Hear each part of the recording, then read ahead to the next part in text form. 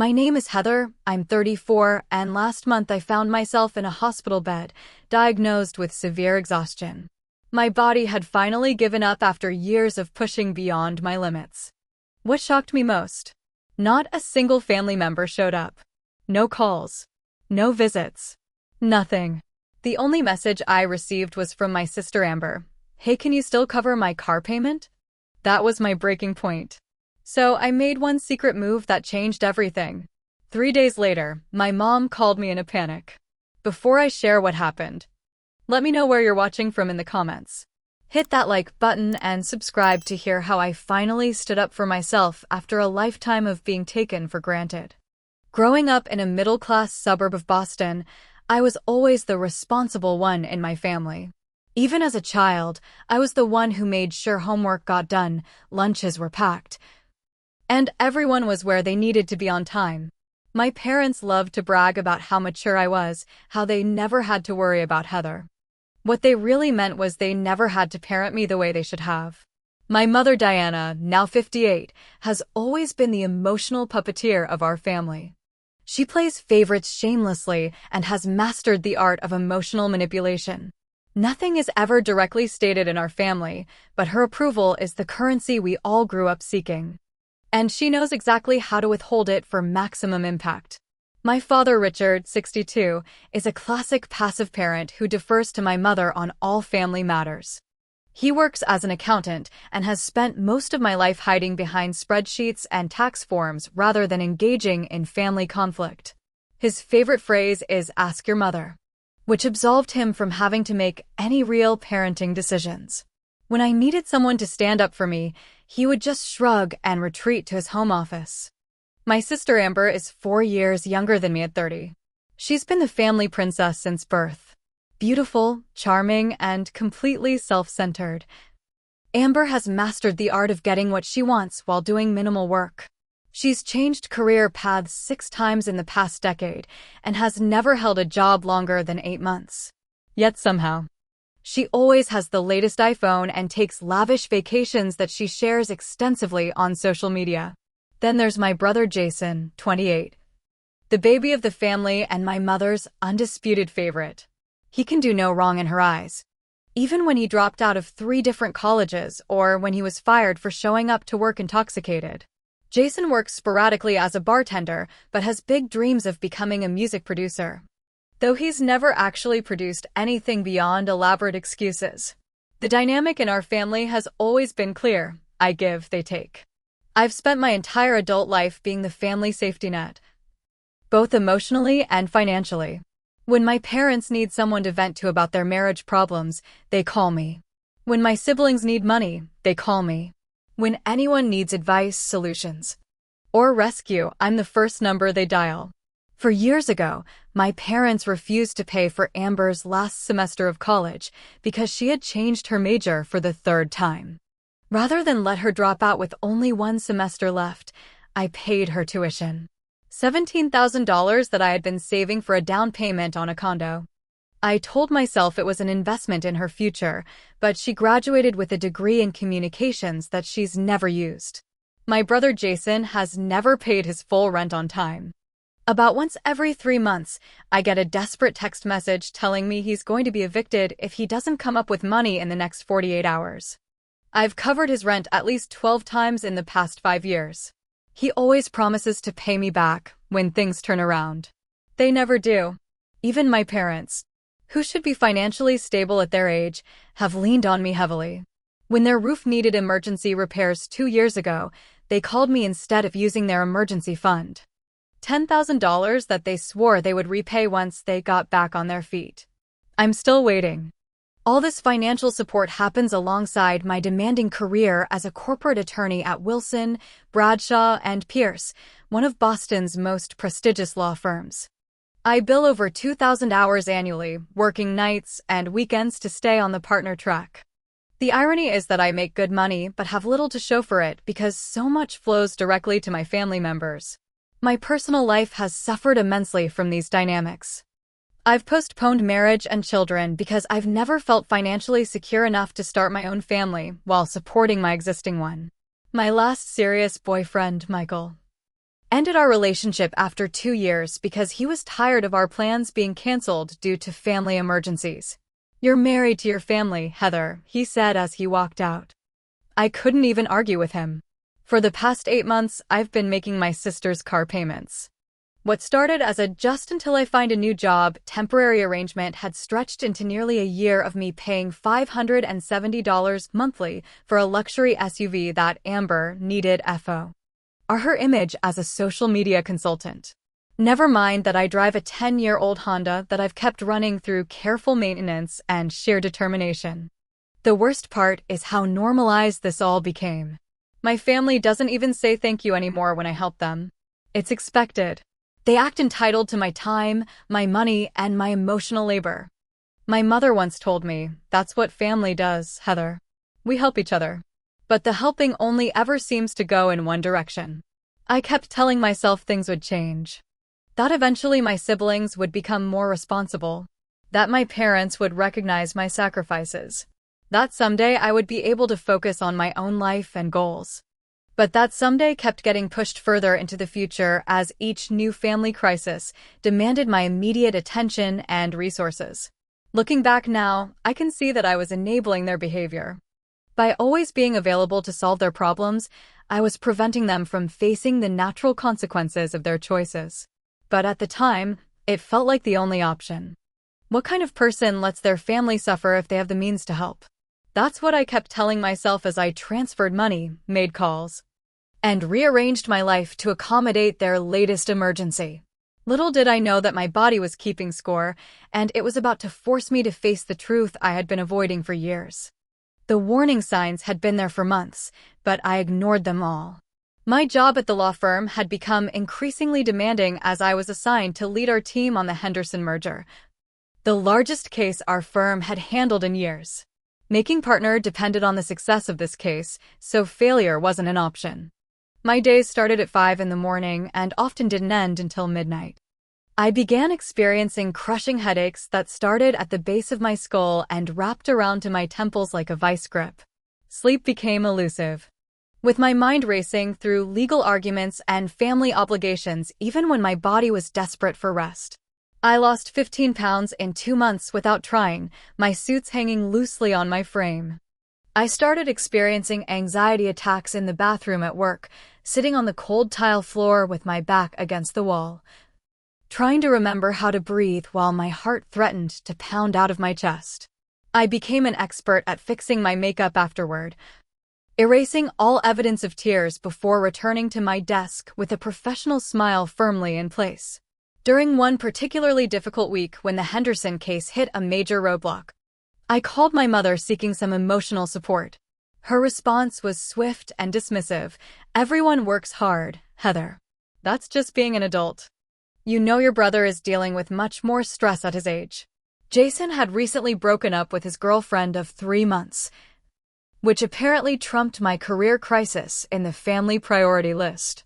My mother spent the next 20 minutes detailing how devastated he was while I silently held the phone, swallowing my own needs once again. When I called Amber hoping for a more sympathetic ear, she listened for approximately 30 seconds before interrupting. "That sounds really hard. But speaking of hard, you wouldn't believe what happened to me today." She then launched into a lengthy story about drama with her Instagram followers. My problems were immediately forgotten. My brother didn't even answer my call. He texted back 6 hours later, "Sorry, busy day. What's up?" By then, I didn't have the energy to explain. As my physical and emotional health deteriorated, I withdrew from the few friends I had managed to maintain despite my schedule. Rachel from work tried to check in, inviting me to lunch or coffee, but I always had an excuse. My college roommate Casey, who had remained close despite our busy lives, left me increasingly concerned voicemails that I never returned. I told myself I would reconnect with everyone once the Henderson case was finished and things calmed down at home. The final week before my collapse was a blur of desperation and determination. I worked 20-hour days, fueled by an endless stream of coffee and protein bars grabbed haphazardly from the office kitchen. I kept a change of clothes in my office and showered in the firm's executive bathroom. I couldn't remember the last time I had eaten a real meal or had a full night's sleep in my own bed. Basic self-care became foreign concepts. I wore the same pair of earrings for days because I forgot to change them. My usually meticulous appearance became an afterthought. My hair pulled back in the same ponytail day after day. I stopped checking my personal email entirely. The only non-work-related communications I responded to were the increasingly frequent financial requests from my family. The day of my collapse started like any other that week. I arrived at the office before sunrise, immediately diving into preparation for our crucial presentation to the Henderson executives scheduled for that afternoon. The presentation would determine whether our proposed merger strategy would move forward, representing millions in potential revenue for the firm and a near guarantee of partnership for me. By the time the Henderson team arrived, I had been awake for nearly 40 hours straight, running on nothing but caffeine and sheer willpower. As I stood to begin the presentation, the conference room tilted sideways. I gripped the edge of the table, trying to steady myself as black spots danced across my vision. "Are you all right, Ms. Walker?" Mr. Henderson asked, his voice sounding distant despite being only a few feet away. "I'm fine," I insisted, my voice slurring slightly. "Just a little tired. Let me show you the projected revenue analysis for the first quarter post-merger." I remember trying to click to the next slide when the room began to spin violently. My colleague Rachel's face appeared in my narrowing field of vision, her expression alarmed. "Heather, someone call an ambulance," she shouted, catching me as my legs gave way. I fought against the darkness crawling into my vision. "No, I'm fine," I mumbled. "The presentation. I need to finish." The last thing I remember was the managing partner Mark kneeling beside me, his usually stern face softened with concern. "The firm will survive without you for a day, Heather. You need medical attention now." Then everything went black. I woke up in a hospital room, disoriented and confused. A nurse was adjusting my and the mechanical beeping of monitors created a sterile symphony around me. When she noticed I was awake, she smiled gently. "Welcome back, Ms. Walker. I'm Sandra, your nurse. You've been out for about 14 hours. My throat felt like sandpaper as I croaked. "What happened?" "You collapsed from severe exhaustion, dehydration, and malnutrition," she explained, helping me sip water through a straw. "Your body essentially went on strike after being pushed too far for too long. Your blood work showed concerning electrolyte imbalances, and your blood pressure was dangerously low." The doctor came in shortly after, a serious-looking woman in her 50s named Dr. Chen. She didn't sugarcoat anything as she reviewed my chart. "Ms. Walker, your condition is serious. Your body is showing signs of systemic stress that typically takes months or even years to develop. Your liver enzymes are elevated. Your immune system is compromised, and you're showing early signs of adrenal fatigue.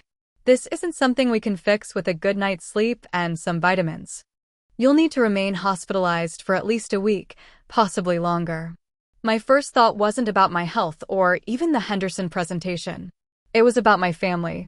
Surely once they heard I was hospitalized, they would rush to my side. Despite everything, they were still my family. This was a real emergency, not just me complaining about being tired or stressed. As soon as the doctor left, I asked the nurse for my phone. It had been nearly dead when I was admitted, but someone had plugged it in by my bedside. I immediately called my mother, but it went a voicemail after 4 rings. "Mom, it's Heather," I said, trying to keep my voice steady. "I'm in the hospital. I collapsed at work yesterday from exhaustion. The doctors say it's pretty serious, and I'll be here for at least a week. I'm at Massachusetts General, room 412. Please let everyone know. I could really use some family right now." I texted my father with the same information, knowing he rarely answered calls, but responded reliably to texts. I also left a voicemail for my brother, asking him to spread the word to our extended family. Then I waited, certain that within hours my room would be filled with concerned family members bringing flowers and comfort. How naive I was. The only visitors I had that first day were from work. Rachel came during her lunch break, bringing my toiletries and comfortable clothes from my apartment. She had used the spare key I'd given her years ago for emergencies. "The Henderson team sends their regards," she told me. "They were really concerned about you." Mark rescheduled the presentation for next month and told them our team needed time to revise some projections. I felt a surge of panic. But the partnership track. Rachel squeezed my hand. "Stop. Mark specifically told me to tell you that your job is secure and this won't affect your partnership consideration." His exact words were, "Tell Walker to focus on getting well. We invest in our people for the long term." Later that afternoon, my assistant Jessica stopped by with my laptop and some files. "Before you say anything, I'm under strict orders from Mark not to let you do any actual work," she said, setting the laptop on the bedside table. "This is just so you can stay in the loop on major developments. I've been reassigned to help Rachel handle your workload until you're back." I felt touched by my colleague's support, but as visiting hours ended that evening, I couldn't help but notice the absence of any family members. I checked my phone constantly, but there were no missed calls, no text messages asking how I was doing. By the second day, my work family continued to show up. Mark himself came by with a fruit basket and awkward but sincere well wishes. The litigation team sent a massive flower arrangement. Even the firm's notoriously prickly senior partner Herbert stopped by briefly, gruffly telling me to hurry up and get back to fighting shape. Still nothing from my actual family. On the third day, when my phone finally pinged with a message from a family member, my heart leapt. Until I read the text from Amber, "Hey, can you still cover my car payment? It's due tomorrow and I'm still waiting on some clients to pay me. Don't want my credit score to take a hit. No, how are you feeling? No, I heard you're in the hospital. Not even a cursory, hope you're okay. Just a request for money, as if nothing had changed." I stared at the message until the screen went dark. A hollowness spreading through my chest that had nothing to do with my physical condition. When Nurse Sandra came in to check my vitals and found me crying silently, she sat on the edge of my bed. "No family yet?" she asked gently. I shook my head, showing her Amber's text. Sandra sighed. "You know, in 20 years of nursing, I've learned that illness has a way of revealing who really shows up for you. And sometimes the people who should be here aren't, while others surprise you with their kindness." I tried to make excuses for them at first. Maybe they were planning a big surprise visit. Maybe they were respecting my need for rest. Maybe my messages hadn't been clear enough about the seriousness of the situation. But by day 4, I couldn't lie to myself anymore. They weren't coming because they simply didn't care. Not unless there was something I could give them. I was valuable to my family only as a resource, not as a person. The hospital social worker, Linda, came to see me that afternoon as part of the standard protocol for patients experiencing extended stays. What was meant to be a 15-minute check-in turned into a 2-hour conversation that would change my life. "Tell me about your support system at home," Linda asked, settling into the chair beside my bed. And for some reason, maybe the medications or the exhaustion or just the kindness of a stranger asking the right question, I told her everything. The one-way street of support in my family. The financial drain. The emotional labor. The complete absence of reciprocity. As I spoke, Linda took notes, occasionally asking clarifying questions. Her expression remaining professionally neutral. When I finally ran out of words, she looked up from her notepad. "Heather, what you're describing isn't a support system. It's a dependency system with you as the host. And from a medical perspective, it's contributing significantly to your current condition." Her words hit me like a physical blow. "But they're my family," I said weakly. "Yes, and families should support each other," Linda replied. The key word being each other.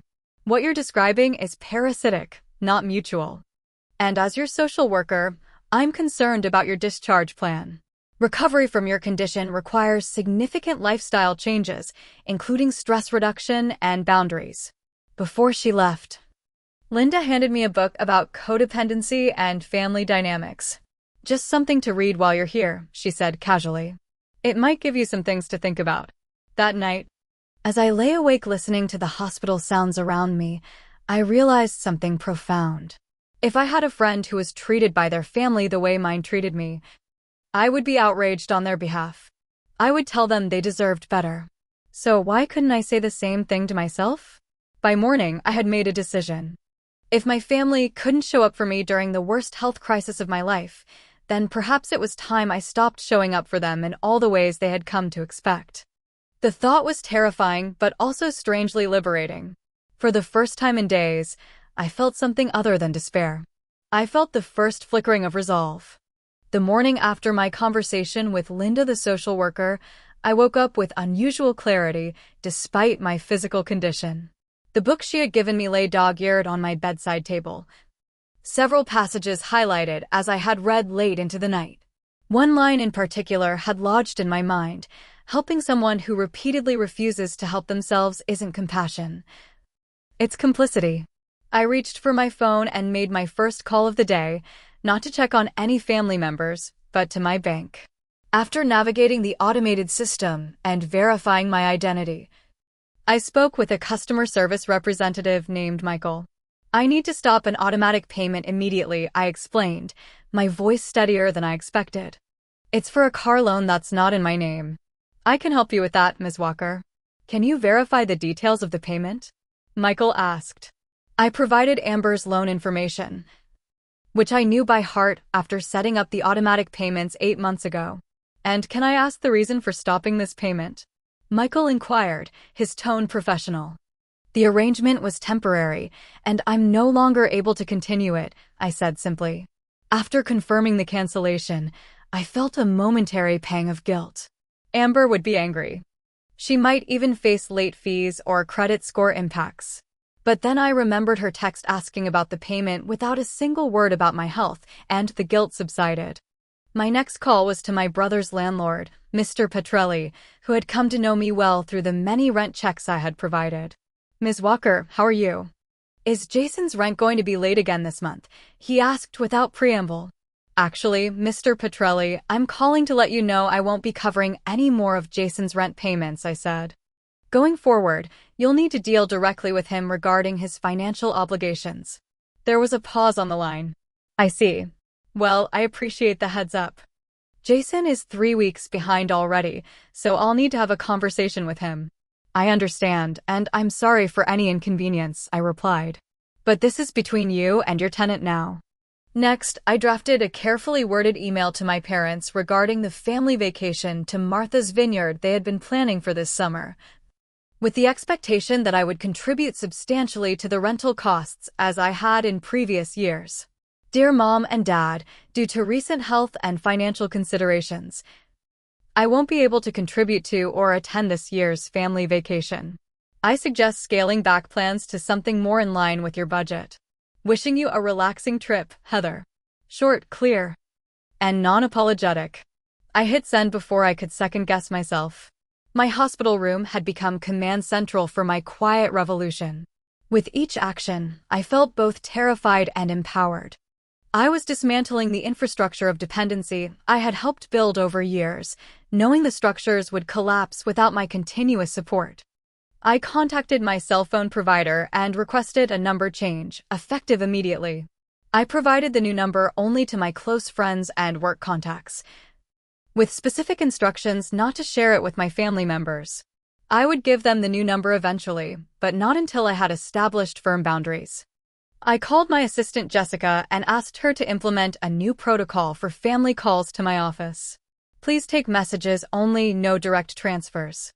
Let them know I'll return calls when I'm available, not immediately." The most significant call came mid-afternoon when I reached out to David Phillips, a financial advisor recommended by one of the partners at my firm. I had been meaning to consult with someone about retirement planning for years, but had never prioritized it over my family's immediate needs. "Ms. Walker, based on the financial information you've shared, I have to be frank with you," David said after our hour-long consultation. "The amount you've diverted to family support over the past 5 years exceeds $78,000. That's not including the less tangible costs to your career advancement and personal investment opportunities." The numbers stunned me into silence. "If you had invested that money instead, even conservatively, you would have made significant progress toward your own financial goals," he continued. "The good news is you have excellent earning potential and plenty of time to course correct." We spent the next hour creating a new budget that prioritized my financial health.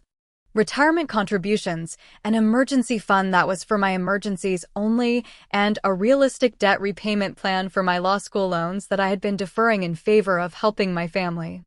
As we finished our call, David added, "You mentioned wanting to buy a home eventually.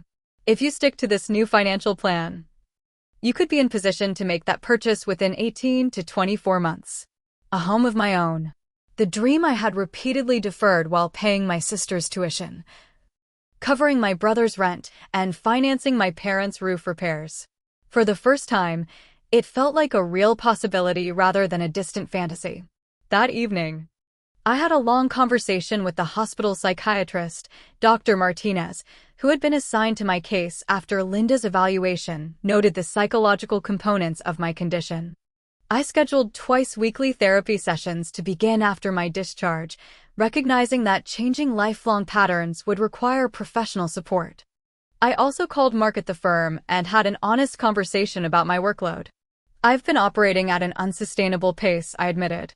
"I can still handle the Henderson merger, but I need to delegate some of my smaller cases, at least temporarily." To my surprise, Mark agreed immediately. "Frankly, Heather, we should have had this conversation months ago. Your billable hours have been off the charts. It's impressive, but concerning from a management perspective. Let's restructure your workload when you return. The quality of your work is exceptional. We just need to ensure its sustainability." By the time evening rounds came, I had executed every item on my list. The final step was instructing the hospital staff not to provide information or allow visits from family members if they happened to call or show up. Given their complete absence thus far, it seemed unlikely, but I wanted to be prepared. "You have the right to control who has access to you and your medical information," Nurse Sandra assured me. "We'll update your chart with these instructions." That night, I slept better than I had in months, despite being in a hospital bed with periodic disruptions for vital checks. The massive weight I had been carrying for years had begun to lift, and my body responded with the first hints of genuine rest. Of course, I knew the real test would come when my family inevitably discovered what I had done. The question was, how long would it take them to notice I was no longer serving as their safety net? For 3 days after implementing my secret move, there was complete silence from my family. No calls to the hospital, no texts asking about my condition, no emails expressing concern. Their absence confirmed what I already knew but had been reluctant to fully accept. They weren't thinking about me at all. On the 4th day, everything changed. The first message came at 8:17 a.m. A text from Amber, "WTF, Heather? The bank says my car payment was declined. They're charging me a late fee and threatening to report to credit bureaus. Fix this now." No questions about why the payment might have been stopped. No concern about whether something might have happened to me that prevented the payment. Just immediate anger and a demand that I fix the problem. I didn't respond. 20 minutes later, my phone pinged again, this time from Jason. "Hey, so Petrelli says you told him you're not covering my rent anymore? He's talking about eviction. Not cool to spring this on me without warning. I need at least another month to figure things out." Again, I didn't respond. By noon, my voicemail was full of increasingly confused messages from my father. "Heather, it's Dad. Amber's pretty upset about her car payment. Give me a call when you get a chance." "Heather, Dad again. Jason mentioned something about his rent too. Is everything okay with your accounts? Should I be worried about identity theft or something? Heather, please call back. Your mother is getting concerned. Are you sick? Did something happen at work?" The irony of that last message almost made me laugh out loud. Yes, something had happened. I had collapsed from exhaustion and been hospitalized for days without a single family member bothering to check on me. But only now, when the money stopped flowing, did they suddenly worry about my well-being. The turning point came mid-afternoon when my mother finally tried to call me directly. When she couldn't reach me due to my number change, she apparently called the firm, where she was informed I was on medical leave. This prompted her to call the hospital. Rachel was visiting me when the call came through to the nurse's station. Nurse Sandra popped her head in. "Your mother is on the phone asking about you. Per your instructions, we've informed her that we cannot provide any information about patients without proper authorization." "What did she say?" I asked. "She was quite upset. said there must be some mistake.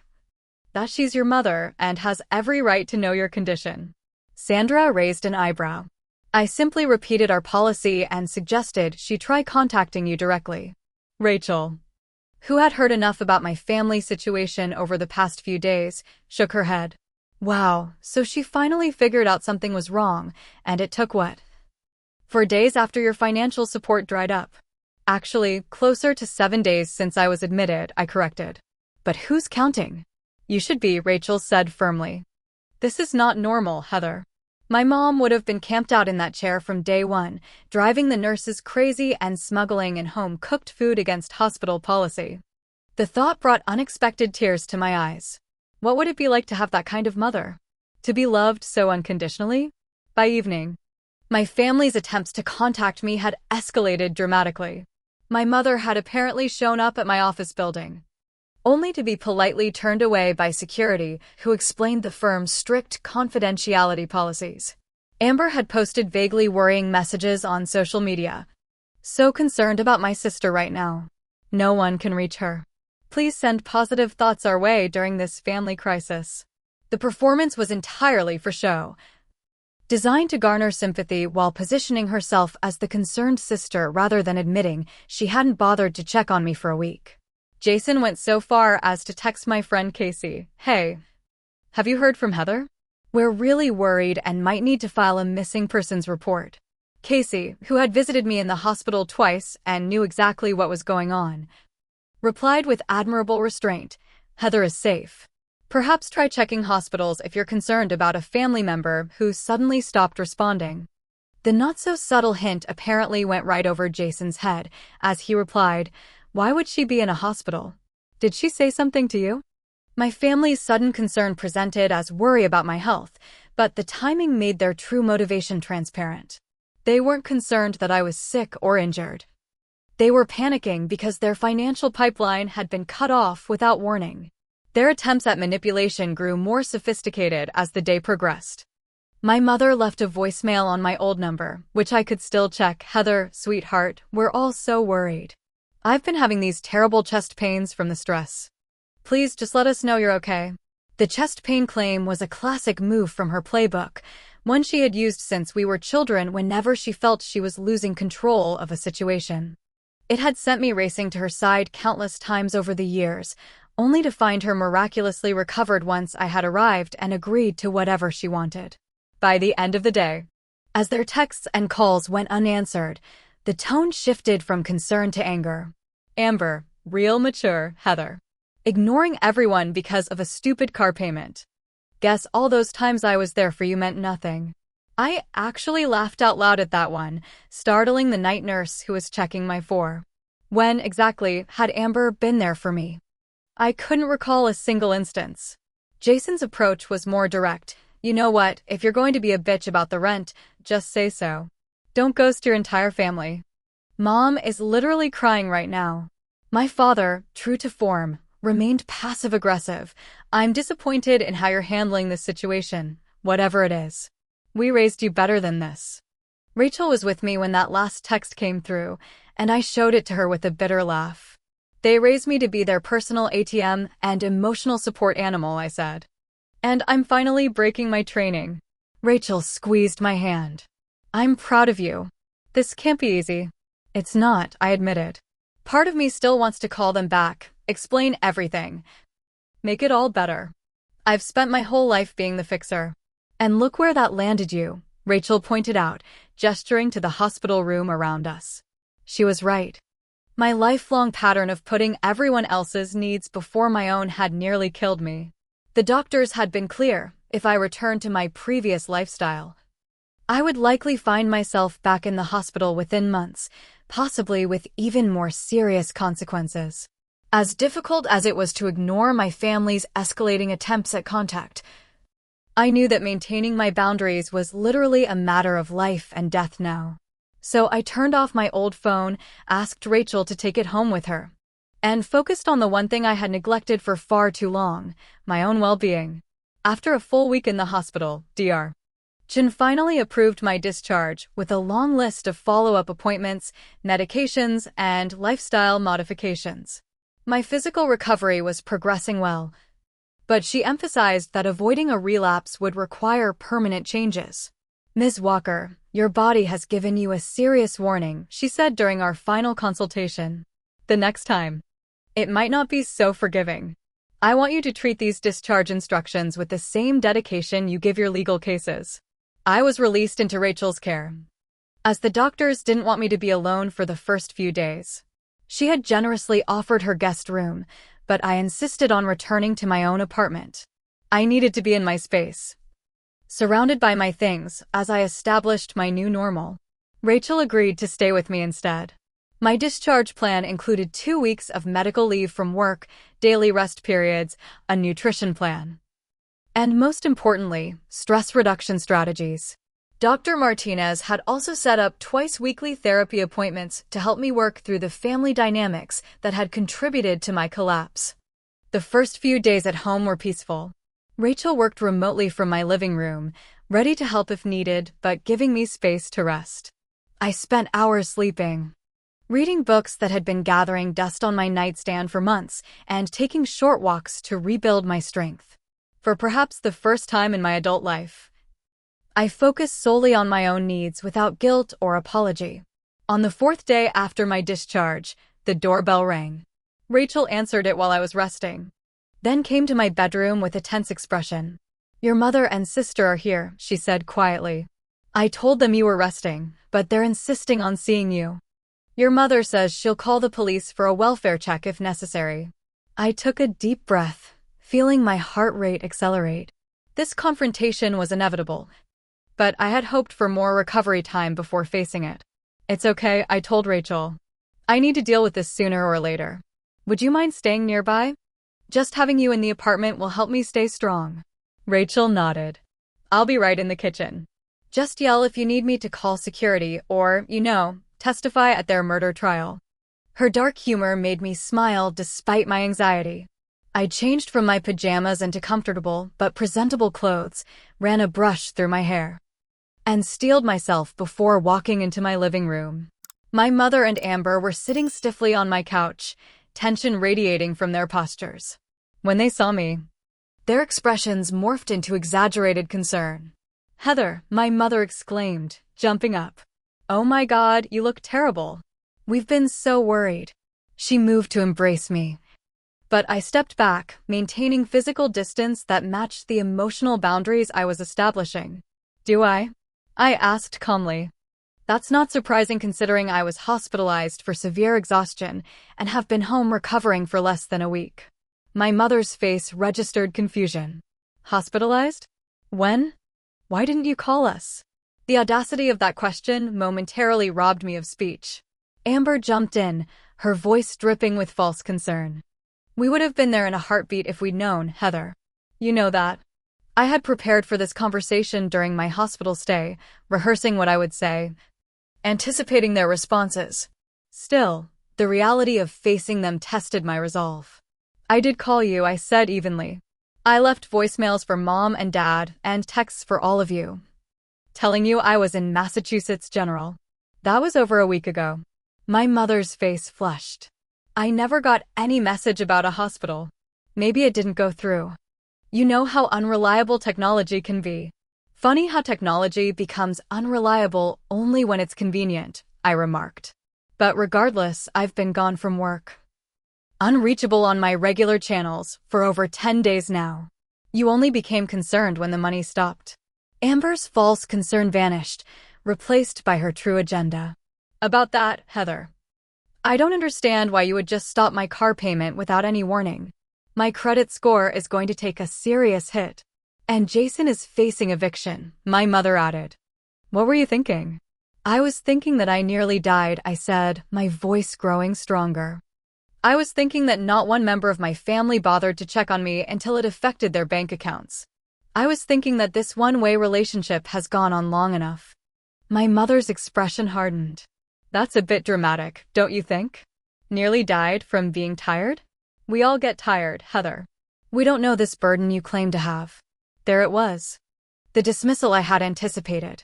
The minimization of my experience that had been the pattern my entire life. "Please sit down," I said, gesturing to the couch. Since you're here, we might as well have the conversation I planned to have once I was stronger. They hesitantly returned to their seats, exchanging glances that suggested they were humoring me. I went in my desk and retrieved a folder I had prepared with Rachel's help the previous day. First, let me show you my discharge papers from Massachusetts General, I said, placing the documents on the coffee table. Note the diagnosis: severe exhaustion, malnutrition, dehydration, and early-stage adrenal failure. The doctors told me if this pattern continued, I could face organ damage or worse. My mother glanced at the papers but made no move to really read them. Amber didn't even look. That still doesn't explain why you would punish us for something that isn't our fault, Amber said. We didn't make you work too hard. Actually, you did, I replied, pulling out the next document from my folder. This is a spreadsheet of all the financial support I've provided to this family over the past 5 years. The total exceeds $78,000. I placed it on the table beside my medical records. This doesn't include the emotional labor, the time spent solving everyone's problems, or the toll on my personal relationships and health. My mother finally picked up the spreadsheet, her eyes widening as she scanned the meticulously documented transfers, payments, and loans. You've been keeping score? That's what family does, Heather. We help each other. Your brother and sister would do the same for you if they could. Would they? I asked.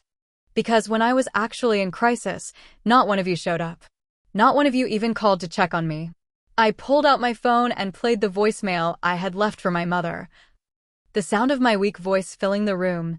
Mom, it's Heather. I'm in the hospital. I collapsed at work yesterday from exhaustion. The doctors say it's pretty serious, and I'll be here for at least a week. I'm at Massachusetts General, room 412. Please let everyone know. I could really use some family right now. My mother's face paled. I never got that message.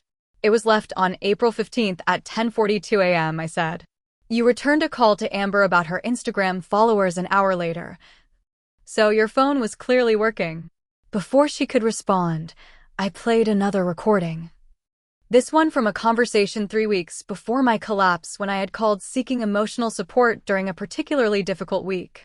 My mother's voice came through clearly. Everyone works hard, Heather. That's just being an adult. You know your brother is dealing with much more stress at his age. Amber shifted uncomfortably on the couch. Okay. So maybe we missed some signs that you were struggling. We're sorry. But cutting us off financially without warning is cruel. More cruel than asking about a car payment when your sister is hospitalized. I countered, pulling up Amber's text message and showing it to her. That was your only communication with me during my entire hospital stay. I didn't know you were in the hospital. Amber protested. You didn't ask, either, I pointed out. Not, how are you, or where have you been? Just, can you still cover my car payment? My mother, seeing the conversation slipping away from her control, attempted a new tactic. She began to cry, her shoulders shaking with well-practiced sobs. I can't believe my own daughter would turn against her family like this, she wept. After everything we've done for you. I must have failed terribly as a mother for you to treat us this way. In the past, this performance would have instantly made me backtrack, apologize, and do whatever was necessary to soothe her distress. But therapy, even in just a few sessions, had helped me recognize this pattern for what it was: emotional manipulation. I'm not turning against anyone, I said calmly. I'm simply establishing boundaries that should have been in place years ago. I nearly worked myself to death trying to support everyone else while neglecting my own needs. The doctors have made it clear that cannot continue. So, what are you saying? Amber demanded. You're just cutting us off completely? Some sister you are. I'm saying that our relationship needs to change if it's going to continue, I replied. I've given this a lot of thought.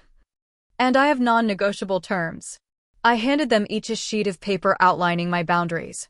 1. Financial independence from each other. No more regular payments or loans. 2. Respect for my personal and professional boundaries, including my time and energy. 3. Family therapy if we wish to work on rebuilding our relationship. 4. Acknowledgement of past patterns and commitment to change from all parties. This is ridiculous, Amber scoffed, barely glancing at the paper. You're treating your family like business associates. No, I'm treating my family like adults who should be responsible for themselves, I corrected. I love you all, but I won't sacrifice my health and future anymore. My mother had moved from tears to indignation. You can't possibly expect us to agree to this. What about family loyalty? What about all we've done for you? What exactly have you done for me, Mom? I asked quietly. I'm genuinely asking. Because from where I stand, I've been the one giving while you've all been taking for years. The question hung in the air between us. For perhaps the first time in my life, I watched my mother struggle to find words. She opened and closed her mouth several times before finally sputtering. We gave you life. We raised you. We supported your education. You did, I acknowledged. And I'm grateful for that. But I've more than repaid any debt I owed. Now I need to focus on my health and my future. Amber stood abruptly. This is bullshit. You've clearly lost your mind. Jason was right. You probably do need psychiatric help. I am getting psychiatric help, I said. My therapist has been incredibly helpful in identifying the unhealthy patterns in our family dynamic. So now we're toxic? Is that it? My mother demanded. The dynamic is toxic, I clarified. Whether we as individuals choose to remain that way is up to each of us. It was clear they weren't ready to hear what I was saying. They hadn't come to check on me or rebuild our relationship. They had come to reestablish the status quo, to get the money flowing again. When they realized that wasn't happening, the conversation was essentially over. I think you should leave now, I said gently. I'm still recovering and need my rest. The boundaries I've outlined are non-negotiable. But my door remains open if you're willing to engage on these new terms. My mother gathered her purse with shaking hands. I don't recognize you anymore, Heather. This isn't how we raised you. Maybe that's a good thing, I replied. Because how you raised me nearly killed me. As they left, Amber turned at the door. You'll regret this when you need us. I already needed you. I said quietly. You just never showed up. After they were gone, Rachel emerged from the kitchen where she had undoubtedly heard everything. She didn't speak. Just wrapped her arms around me as I finally allowed myself to cry. Not tears of guilt or manipulation, but tears of grief for the family I had always wanted but never truly had. In the aftermath of the confrontation with my mother and sister, my family initially rejected my terms completely. My father sent a lengthy email expressing his disappointment in my ungrateful attitude and unreasonable demands. Jason texted simply, "Way to abandon your family when they need you most." Amber blocked me on social media and began posting vague statements about toxic people and cutting negativity from her life. My mother made one final attempt at manipulation, sending a group email to extended family members with a heavily edited version of events that positioned her as the bewildered victim of her daughter's sudden cruelty. Fortunately, I had anticipated this move and had already reached out to a few key relatives with my side of the story, including my hospitalization and the family's complete absence during that time. For 2 months, there was radio silence. No calls, no texts, no emails. In the past, this would have devastated me. Sent me into a spiral of guilt and self-doubt that would inevitably end with me reaching out to make amends, regardless of whether I had done anything wrong. But this time was different. I focused entirely on my recovery and rebuilding. Physical healing came first, with proper nutrition, regular sleep, and gradually increasing exercise as my strength returned. My body responded quickly to being properly cared for, perhaps for the first time in years. I returned to work after 3 weeks, but with a dramatically different approach. I delegated more effectively, left the office by 7 most evenings, and maintained firm boundaries between my work and personal time. To my surprise, this more balanced approach didn't damage my professional standing.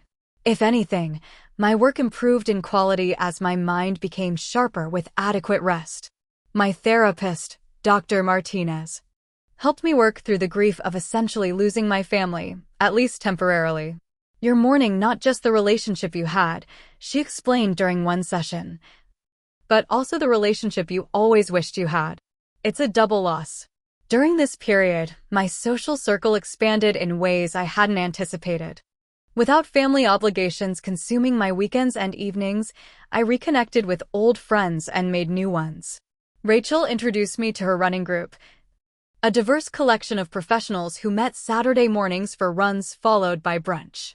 Casey and I resumed our monthly movie nights, a tradition we had started in college but had abandoned due to my perpetual busyness. I even started dating again, cautiously at first. Nothing serious developed. But each coffee or dinner date helped me practice setting healthy boundaries and identifying what I actually wanted in a relationship rather than just meeting others' expectations. The most unexpected development during these 2 months of silence was the gradual formation of what Rachel jokingly called my chosen family. These were people who showed up consistently, who gave as much as they took, who respected my boundaries while still offering genuine support. I hadn't realized how one-sided most of my relationships had been until I experienced the balance of healthy ones. Then, on a rainy Tuesday afternoon 10 weeks after our confrontation, my mother called. I had given my family my new contact information through a brief email that also reiterated my boundaries. Seeing her name on my caller ID sent a jolt of anxiety through me, but I reminded myself that I was stronger now, more centered in my own worth. "Hello," I answered, keeping my tone neutral. "Heather," my mother said, her voice uncharacteristically subdued. "I was wondering if you might have time for coffee this week." No demands. No guilt trips. Just a simple request. It was so unlike her that I momentarily suspected some new manipulation tactic, but decided to cautiously engage. "I could do Thursday afternoon," I replied. "There's a cafe near my office, Bluebird Coffee on Cambridge Street." "That would be fine," she said. "Thank you." The meeting was awkward at first, both of us carefully navigating this new territory. My mother looked older somehow, the lines around her eyes more pronounced. She ordered a chai latte and fidgeted with the cardboard sleeve as we sat at a small table by the window. "You look well," she said finally. "Healthy." "I am," I confirmed. "I've been taking good care of myself." She nodded, staring into her cup. "Your father and I have been talking a lot." "About what happened?" "About what you said." She took a deep breath. "I spoke with Aunt Margaret. She told me you were actually in the hospital. That you called us and we didn't come." I said nothing, waiting for her to continue. I didn't believe her at first. My mother admitted. "I was so sure we would never do that there must have been some mistake. But then I checked my old voicemails more carefully and found your message. It was marked as heard, but I have no memory of listening to it." She looked up, her eyes damp. "I don't know how I missed it, Heather. Or maybe part of me heard it and couldn't face what it meant. It wasn't exactly an apology, but it was an acknowledgement, which was more than I had expected. The thing is," she continued hesitantly, "your father and I have been seeing a counselor. Just a few sessions so far. It was his idea, actually, after Jason moved back home, and we realized none of us really knows how to function independently." This surprised me. My father suggesting therapy? Jason living at home again? These were significant changes. "That's good," I said cautiously. "I hope it's helpful." "It's been illuminating," she said with a grimace. "Not always comfortable. The therapist asked us to really examine our family patterns, and I didn't like what I saw." She paused, struggling visibly. "We might have leaned on you too much. Expected things we shouldn't have." Coming from my mother, this qualified as a massive admission. I felt a sudden tightness in my throat.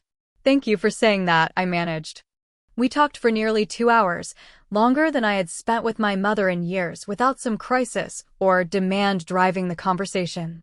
She told me about Jason's latest job loss, Amber's continued financial struggles, my father's health concerns. But this time, there were no implicit requests for me to fix everything. She was just sharing, the way family members normally do. Before we parted, she asked hesitantly, "Would you consider coming for dinner sometime? Just you. No pressure about anything else." I considered it carefully before responding. "I'd like that. But Mom, my boundaries haven't changed. I need to know those will be respected." "I understand," she said, and I thought perhaps she finally did. My relationship with my mother slowly rebuilt itself over the following months, transformed into something more mutual, more honest. It wasn't perfect by any means, but it was healthier than it had ever been. My siblings took different paths. Jason, faced with the reality of supporting himself completely for the first time at 28, struggled initially but eventually found steady work as an assistant manager at a local restaurant. Our relationship remained distant but cordial. Occasional text messages and holiday gatherings without much depth. Amber proved more resistant to change. She remained angry about the car she eventually had to sell when she couldn't make the payments, blaming me rather than examining her own financial choices. Our interactions were minimal and often tense, though I maintained hope that time might eventually soften her perspective. The most profound changes, however, were within me.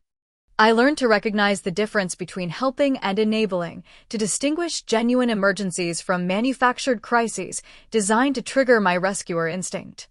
I developed a healthier relationship with work, maintaining my professional standards without sacrificing my well-being in the process. Most importantly, I finally understood that self-care isn't selfish. It's necessary, fundamental, the oxygen mask you must secure for yourself before helping others. I had spent so many years believing that my worth came from what I could give to others that I had forgotten to give to myself. My therapist once told me, "Healthy boundaries aren't walls that keep people out. They're guidelines that teach people how to stay in." Some people in my life couldn't or wouldn't learn those guidelines, and I had to accept that. But others surprised me with their willingness to adapt to this new, healthier version of our relationship. A year after my hospitalization, I closed on a small but beautiful condo overlooking the Charles River, the first home I had ever owned. As I unpacked boxes in my new space, I came across the discharge papers from Massachusetts General, which I had kept as a reminder. I ran my fingers over the diagnosis that had once terrified me but now represented a turning point. A wake-up call I had needed desperately. The journey from that hospital bed to this new home hadn't been easy or straightforward. There had been setbacks and difficult days, moments of doubt and lingering guilt. But standing in my own space, surrounded by things I had chosen for myself, I felt a profound sense of peace that had once seemed impossible. I often think about that text message from Amber that had been the final straw, asking about her car payment while I lay in a hospital bed. At the time, it had felt like the ultimate confirmation of my family's indifference. Now, I recognize it as the gift it truly was, the moment that finally made me value myself enough to change.